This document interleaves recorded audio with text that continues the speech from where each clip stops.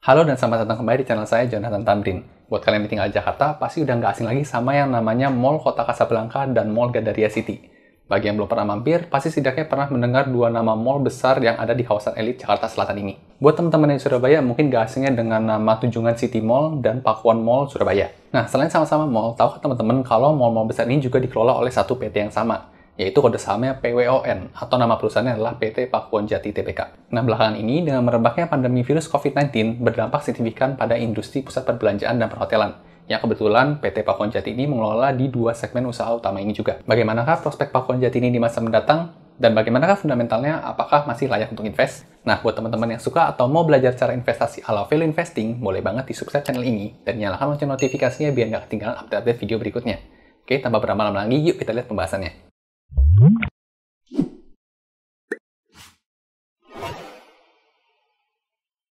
Oke, sekarang kita masuk ke pembahasan mengenai analisa fundamental saham PWON. Saham PWON atau nama perusahaannya PT Pakuwon Jati Tbk didirikan pada tahun 1982, bergerak di sektor properti dan real estate.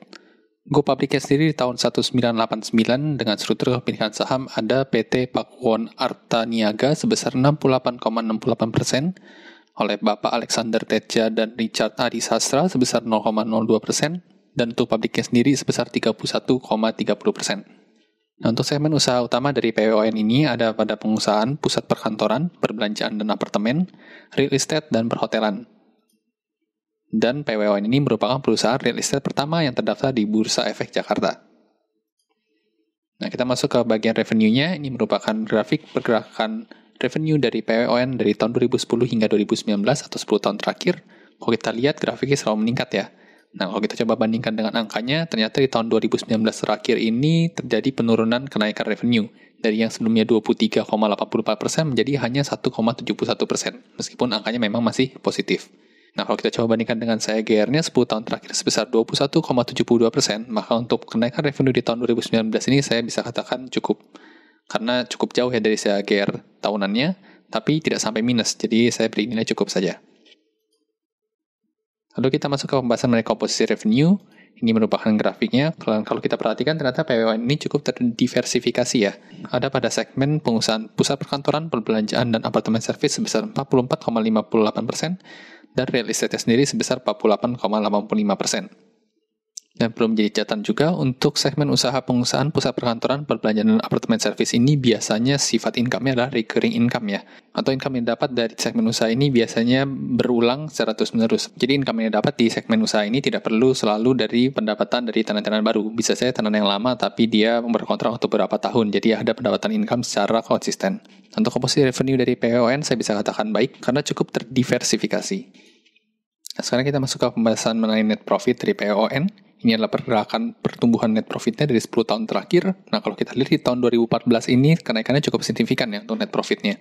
Namun, kalau teman-teman coba baca laporan keuangannya, di tahun 2014 ini ternyata keuntungan yang cukup signifikan ini diperoleh dari akuisisi salah satu anak usaha yang dianggap terdiskon. Jadi, keuntungan dari diskonnya ini dimasukkan ke dalam net profit di tahun 2014 oleh PWON ini. Nah, kalau kita coba lihat angkanya di tahun 2019 ini, peningkatannya sebesar 6,95%.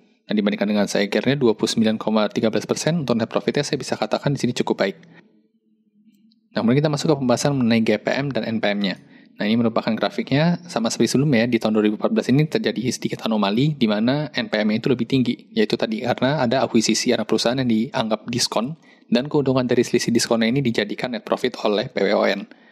Nah, kalau kita coba perhatikan di tahun 2019, untuk GPM dan NPM ini cukup stabil ya. Untuk GPM-nya sebesar 56,34% dan NPM-nya sebesar 37,76%. Sedangkan untuk rata-rata 10 tahunannya sendiri, di GPM ada di 55,32% dan NPM-nya sebesar 33,64%.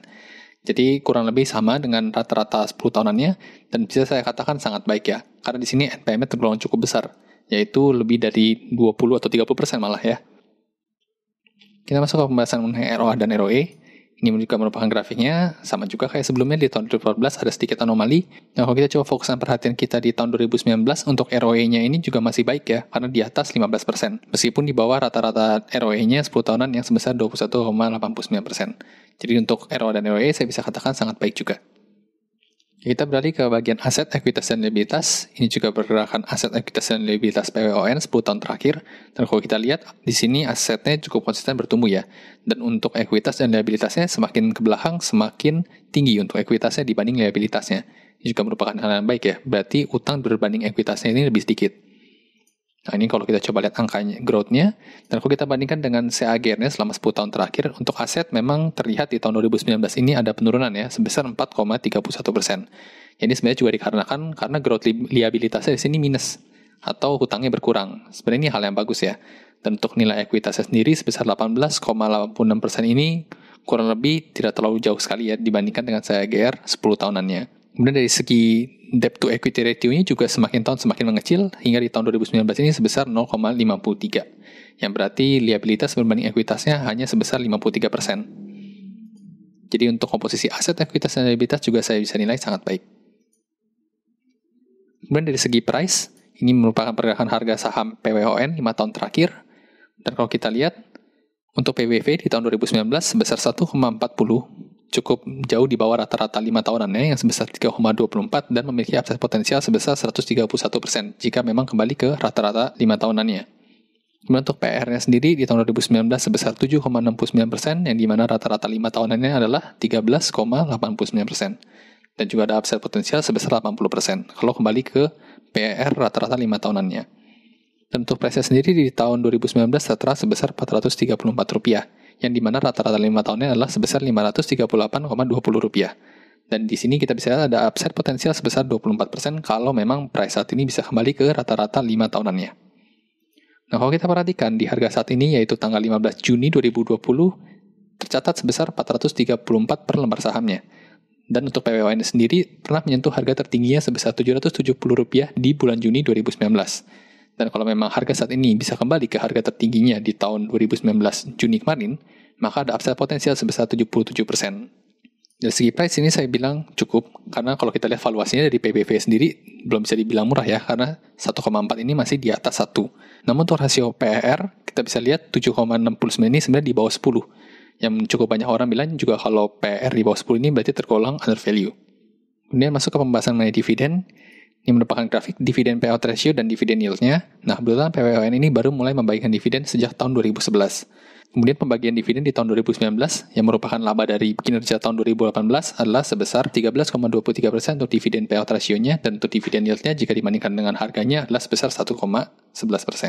Kemudian kita masuk ke bagian terakhir yaitu kesimpulan pribadi. Sama seperti sebelumnya, untuk kesimpulan pribadi ini sifatnya sangat subjektif. Jadi kalau teman-teman punya pertimbangan atau pendapat yang lain, ya sah-sah aja. Boleh juga nanti diterahkan di kolom komentar di bawah ya. Nah, untuk kesimpulan pribadi saya, yang pertama, fundamental perusahaan bagus dengan porsi recurring income yang cukup tinggi, yaitu 49%. Ini angka 49% ini saya dapat dari baca laporan keuangan tahunannya PWON ya. Lalu kemudian bisa dikatakan sudah under value juga kalau kita melihat dari valuasi PER-nya, yaitu di bawah 10.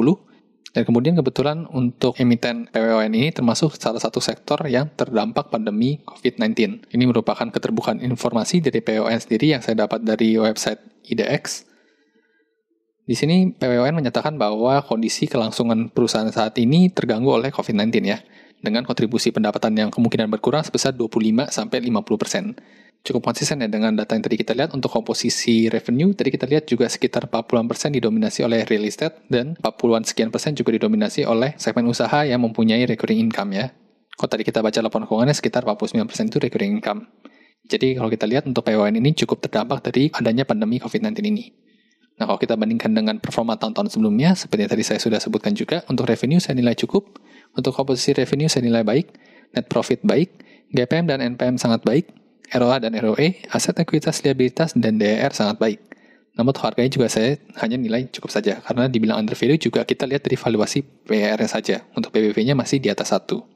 Oke, jadi beginilah analisa saya tentang saham PWON. Kalau dilihat memang kebetulan sekali 3 sektor usaha utama dari PWON ini kena dampak signifikan semua ya dari pandemi COVID-19. Kalau dilihat dari fundamentalnya sebenarnya tadi kita lihat cukup bagus ya. Cuman karena dari perusahaan sendiri tadi juga menyatakan bahwa akan mengalami penurunan kinerja karena pandemi COVID-19 ini, saya rasa akan ada sentimen yang cukup negatif nanti pada saat laporan kuartal keduanya dirilis. Nah, bagaimana menurut kalian? Apakah PWON ini masih layak untuk investasi dan harganya sudah murah saat ini? Tuliskan komentar dan pendapat teman-teman di kolom komentar di bawah ini ya. Jangan lupa like dan bagikan video ini ke teman-teman kalian yang mungkin juga lagi pengen belajar cara menganalisa fundamental suatu perusahaan. Oke, sekian video kali ini. Sampai jumpa di video berikutnya.